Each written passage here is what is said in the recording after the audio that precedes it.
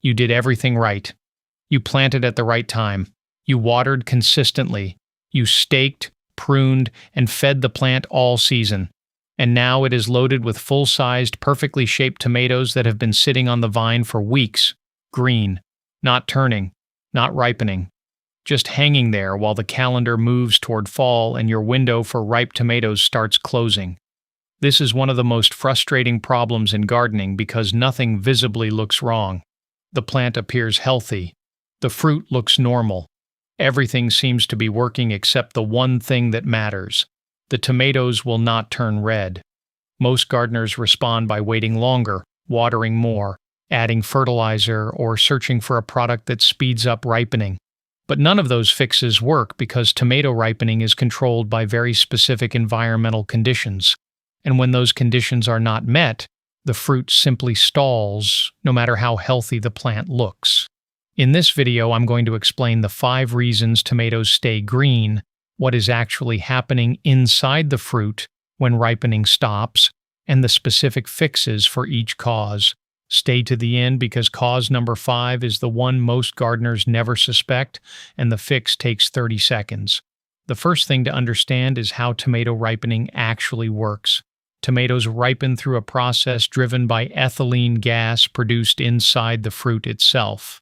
As the tomato matures, ethylene triggers chlorophyll breakdown, removing the green pigment while activating lycopene and carotenoids, the pigments responsible for red and orange color.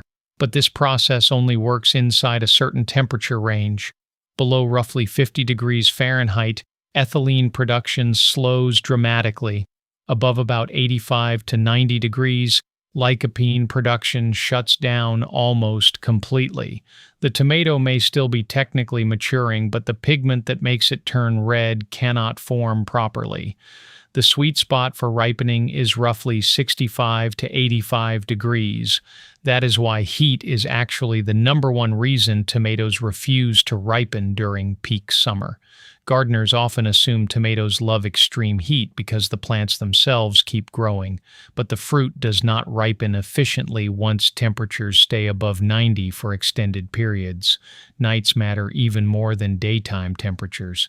If nighttime temperatures stay above 75 degrees, tomatoes never get the cooling period needed to continue the ripening process. I once spent weeks staring at perfectly mature tomatoes during a severe heat wave, wondering why nothing was changing. The moment daytime highs dropped into the mid-80s and nights cooled into the 60s, every tomato suddenly started turning red within days. The fix for heat-stalled tomatoes is patience, shade cloth during extreme heat, or harvesting fruit at the breaker stage when the first hint of color appears, and letting it finish ripening indoors at room temperature. Indoor ripened tomatoes at the breaker stage taste just as good as vine ripened because the ripening process completes normally once temperatures are right. The second cause is the opposite problem: cool temperatures. During early summer or late fall, nights dropping into the 50s slow ethylene production dramatically. The fruit is mature but chemically stuck in slow motion. In spring, there is not much you can do besides wait for warmer nights. But in fall, you can extend the ripening window significantly by covering plants with row cover, plastic sheeting, or even a bed sheet on cold nights to trap residual heat around the plant. If frost is approaching and you still have full-size green tomatoes, pick them and bring them indoors. Most mature green tomatoes will still ripen successfully on a kitchen counter within 1 to 2 weeks. The third cause is too much nitrogen during the fruiting phase. Nitrogen pushes leafy vegetative growth. When nitrogen stays high after fruit has formed, the plant keeps focusing on new stems and leaves instead of ripening existing fruit. This often happens when gardeners continue feeding tomatoes heavily with compost or fertilizer deep into summer. The plant becomes huge, leafy, and aggressively green while fruit ripening slows dramatically. I grew the biggest tomato plants in my neighborhood for 2 straight seasons, and they consistently ripened later because I kept pushing vegetative growth instead of letting the plant transition naturally into ripening mode. The fix is simple. Stop all nitrogen-heavy feeding once heavy fruiting begins. If necessary, lightly prune excessive new growth so more energy redirects toward the fruit already on the plant. The fourth cause is insufficient light reaching the fruit itself. Tomatoes buried deep inside thick foliage receive significantly less light and often ripen much slower than fruit exposed to sun on the outer branches. This is why tomatoes on the top and outside of the plant usually ripen first. The fix is selective pruning. Remove enough interior foliage to let dappled sunlight reach inner fruit clusters without stripping the plant bare. This also improves airflow and reduces disease pressure.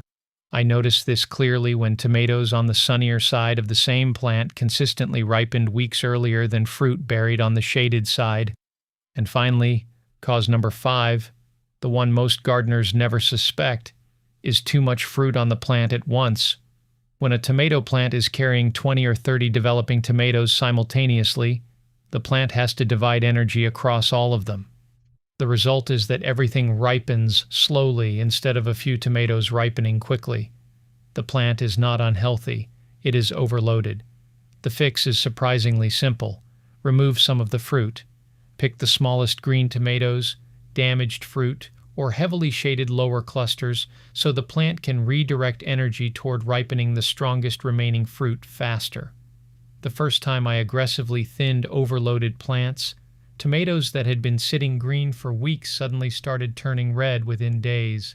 End of season is when this matters most. If frost is approaching, keeping only the largest and most mature fruit dramatically improves your chances of actually getting ripe tomatoes before cold weather arrives. And there is one more cause worth mentioning because it tricks a lot of gardeners late in the season: variety selection. Not all tomatoes ripen at the same speed. Large beefsteak varieties naturally take much longer to mature and fully color up than smaller slicing or cherry tomatoes.